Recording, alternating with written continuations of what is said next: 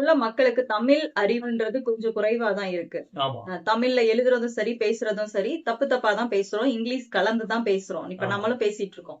அப்படி பேசுறப்போ நம்ம தமிழ் புலவர்கள் பாட்டெல்லாம் இருக்குல்ல, ம் அந்த அவங்க எழுதின பாடல்கள், வரிகள் ஃபுல்லாமே வந்து உச்சரிப்புன்றது வந்து சரியாவே யாருமே உச்சரிச்சு கரெக்டான ப்ரொனன்சியேஷன்ல பாடுறது இல்ல. ம் எழுதுறதும் கிடையாது, படிக்கிறதும் இல்ல. இப்படி இருக்கையில இப்படி பாடுறது சரியா தப்பா? நம்முடைய தமிழ் புலவர்கள் எழுதிய பாடல்கள் எல்லாமே அவங்க வந்து இறைவனை உள்ளுக்குள்ள உணர்ந்து எழுதிய பாடல்கள். அது நம்ம நாயன்மார்களை சேர்த்துக்கலாம், திருவருட் பிரகாச வள்ளல் பெருமான் சொல்லக்கூடிய ராமலிங்க அடிகளாரை சேர்த்துக்கலாம். இவங்க எல்லாருமே இறைவனுடைய கருணையால தனக்குள்ளேயே தமிழ் அறிவை இலக்கண சுத்தமாக வெளிப்படுத்தக்கூடிய ஆற்றல் பெற்றவங்க. இவங்க யாரும் பள்ளிக்கூடம் போகவே இல்லை, எந்த ஒரு குருட்டையும் போய் தமிழ் படிக்கவே இல்லை. இறைவனே நேரடியாக இறைவி ஞானப்பால் கொடுத்து இவங்களுக்கு தமிழ் அறிவை ஊட்டினாங்க. அப்ப இவங்ககிட்ட இருந்து வெளிவரக்கூடிய பாக்களுக்கு அருட்பா அப்படின்னு பேரு. வள்ளல் பெருமான் மேலேயே ஆறுமுக நாவலர் வந்து வழக்கு தொடுக்கிறார்.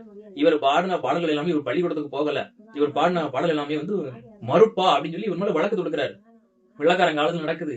அங்க வழக்கும் வந்து விசாரணைக்கு வருது. வள்ளல் பெருமானும் நீதிமன்றம் வராரு, இவரும் வந்துட்டாரு. வரும்பொழுது எல்லாரும் எந்திரிச்சு நிக்கிறாங்க. யாரு வந்து வழக்கு தொடுத்தாரோ அந்த ஆறுமுக நாவலர் வந்து தமிழ்ல பெரிய ஆளு, அவர்கிட்ட எல்லாம் போய் நிக்க முடியாது.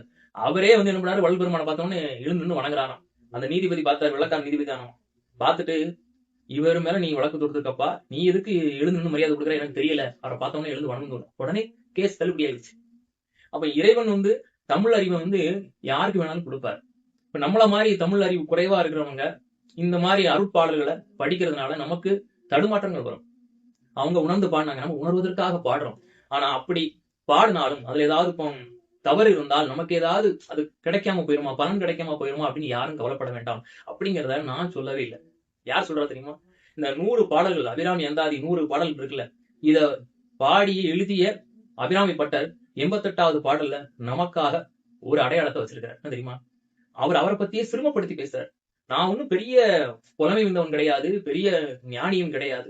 நான் ஏதோ வந்து எனக்கு தெரிஞ்ச பாடல்ல பாடுறேன். அதுல ஏதாவது குற்றம் இருக்கலாம். அதுக்காக அம்பாள் சொல்றாரு, நீ என்ன தள்ளி வச்சிடாத, தரம் தாழ்ந்தவனு தள்ளி வச்சிடாத. நான் பாடின பாடல்கள் எல்லாத்தையுமே தெரிஞ்சோ தெரியாமலோ உன்னுடைய பெயர்கள் அங்கங்க நான் வச்சிருக்கிறேன்.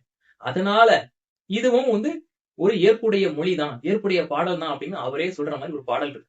இந்த பாடல் போதுமே நம்மள மாதிரி ஆட்களுக்கெல்லாம். இன்னைக்கு நமக்கு தமிழ் தெரியா வரல, படிக்க வரல, பொருள் தெரியல, பரவாயில்ல.